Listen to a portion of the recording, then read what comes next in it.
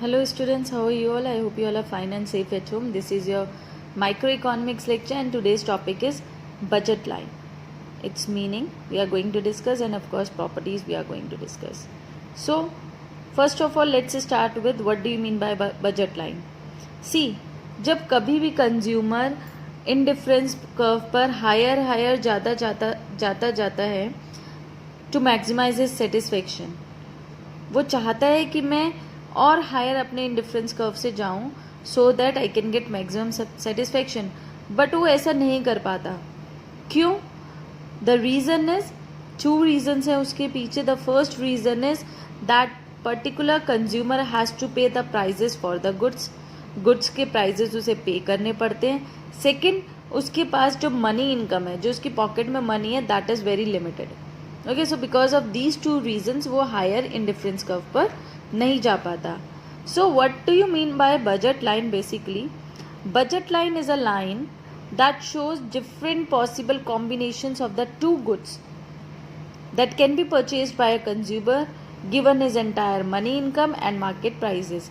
See, हमने यहाँ पर क्या करा, हमने अगेन कॉम्बिनेशंस बनाए टू गुड्स के. यस, हमने टू गुड्स के कॉम्बिनेशन बना लिए.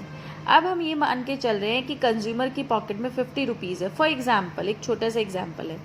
तो यानी वो जब भी ये कंज्यूमर जब भी इन गुड्स को परचेज करेगा तो ये सारे गुड्स वो 50 रुपीज़ के इनमें ही रहेगा, है ना. 50 रुपीज़ तक में ही लेगा, या तो 50 रुपीज़ के इक्वलेंट होंगे या 50 रुपीज़ से कम होंगे, बट वो 50 रुपीज़ से ज़्यादा अफोर्ड नहीं कर सकता. ठीक है. फॉर एग्जाम्पल, हमने एक एग्जाम्पल लिया है जहाँ पर हम गुड एक्स के प्राइजेस को 20 रुपीज़ एज्यूम कर रहे हैं और गुड X2 के प्राइजेस को 10 रुपीज़ एज्यूम कर रहे हैं. यस, तो if you will see that अगर कंज्यूमर ए कॉम्बिनेशन लेता है तो 0 units of good X1 and 10 units of good X2, यानी 10 into 10 that is rupees 100 rupees हो गए उसके, है ना. Yes, similarly 1 unit of good X1 जो कि 20 रुपीज़ का है, 8 यूनिट्स ऑफ गुड X2 जो कि 10 रुपीज़ का है, again 100 rupees. So in the same way जब हम कैलकुलेशन करते जाएंगे will get 100 every time. It means कि चाहे वो कोई भी कॉम्बिनेशन चूज कर ले, वो 100 रुपीज़ की इनकम पर ही रहेगा, यानी उसका जो एक्सपेंडिचर रहेगा that would be rupees 100 only. And if you look at then you can see that this P1 X1 plus P2 X2 is equal to M. ये जो कॉम्बिनेशन है, ये जो इक्वेशन है, that is basically known as equation of budget line. जो budget line की equation होती है वो यही होती है, P1 X1 plus P2 X2 is equal to M. P1 price of commodity, good X की प्राइस ऑफ गुड एक्स हम कह सकते हैं. X1 of course good X, units of good X, plus price of second commodity and units of second commodity. So in this way budget line की equation form हो जाती है. अब कंज्यूमर जो है वो इसी बजट लाइन में रहता है, यानी वो 100 रुपीज़ की इनकम या एक्सपेंडिचर करके ही जो यूनिट्स हैं गुड्स की वो परचेज कर सकता है. तो फिर से एक बार देखो बजट लाइन क्या होती है. It is a line that shows different possible combinations of two goods that a consumer can purchase given his entire money income and market prices. It means in this we are going to assume two assumptions. हम दो assumptions लेकर चलते हैं कि market prices change नहीं होते, income जो है change नहीं होती. Okay, so when this will be drawn graphically, जब हम इसको graphically draw करेंगे, on x axis will take good x, on y axis will take good y, और जब हम plotting करेंगे points की तो हमारे पास एक straight line आएगी joining x and y और x axis को वो touch करेगा. Okay, so this is budget line. Now budget line as you can see this is a straight line. Yes, sloping downward है. Yes, straight line है. So this is a line which shows different possible combinations of two goods that a consumer can purchase with given income and given prices. Given income का मतलब है income change नहीं हो सकती, given prices का मतलब है price change नहीं हो सकती. Okay, yes. अब next topic आपका आ जाता है what do you mean by price ratio.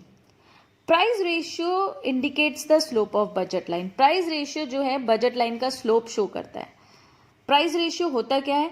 Price ratio is ratio between price of good X and price of good Y, जो गुड एक्स और गुड वाई के प्राइजेस हैं उनका रेशियो। फॉर एग्जाम्पल अगर मैंने कहा गुड एक्स के 20 rupees हैं और गुड वाई 10 का है तो प्राइस रेशियो इज 2, तो दैट इज प्राइस रेशियो। तो प्राइस रेशियो की डेफिनेशन क्या होती है? It is the ratio between price of good X and ratio of price of good Y and it remains constant. अब जब प्राइजेस हर एक commodity के लिए कांस्टेंट रहेगा, हर एक कॉम्बिनेशन के लिए कांस्टेंट रहेगा, तो प्राइस रेशियो भी तो कांस्टेंट रहेगा। अगर मैं यहाँ पर कहूँ कि ठीक है प्राइस रेशियो कैलकुलेट करते हैं, P X upon P Y लेते हैं, तो यहाँ पर 2 आएगा, 20/10, यहाँ पर भी 2, यहाँ पर भी 2, यहाँ पर भी 2, यहाँ पर भी, यानी कि ये क्या रहेगा? ये कांस्टेंट रहेगा, ये सेम रहेगा। और ये सेम रहेगा, इसी रीजन से बजट लाइन हमेशा कैसी होती है? Budget line is a straight line. Budget line is a straight line. If you remember, अभी हमने बात करी थी इंडिफरेंस कर्व इज कॉन्वेक्स। क्यों? क्योंकि डिमिनिशिंग एमआरएस होता है। Similarly budget line is a straight line. क्यों? Because of constant price ratio. Price ratio is constant. Okay, और प्राइस रेशियो क्या है?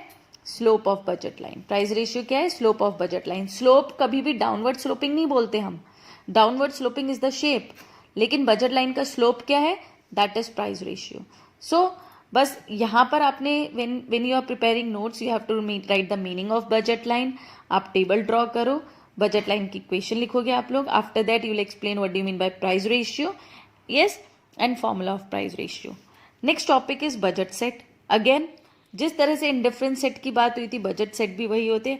All possible combinations of two goods that a consumer can buy with his given income and given prices is known as budget set. Okay, budget set. Next topic आपका है what do you mean bye budget constraint. Constraint का मतलब होता है limitation. Limitation का मतलब हो गया कि कंज्यूमर के पास जितनी भी इनकम है वो उससे आगे नहीं बढ़ जा सकता। फॉर एग्जाम्पल अगर कंज्यूमर की पॉकेट में 100 रुपीज़ है तो 100 रुपीज़ से ज़्यादा स्पेंड नहीं कर सकता, ये उसकी लिमिटेशन है, यानी उसका कंस्ट्रेंट है। तो what do you mean bye budget constraint? Basically budget constraint की डेफिनेशन क्या है? That it is that limitation beyond which a consumer can not spend the money. ये वो इनकम है, वो कंस्ट्रेंट है जिससे बाहर जाकर कंज्यूमर जो है मनी को खर्च नहीं कर सकता। तो बजट कंस्ट्रेंट की जो इक्वेशन आ जाती है वो आ जाती है P1x1 plus P2x2 is less than equal to M और Y। Y मतलब यहाँ पे हम मनी इनकम को Y भी बोलते हैं। तो यानी मनी से कम, यानी 100 रुपीज से कम या 100 रुपीज के बराबर ही खर्चा होगा, उससे ज्यादा वो खर्च नहीं कर सकता। That is the limitation of the consumer. So equation of budget constraint is this is the equation of budget constraint. Okay, so I hope you understood this. Thank you students and have a nice day.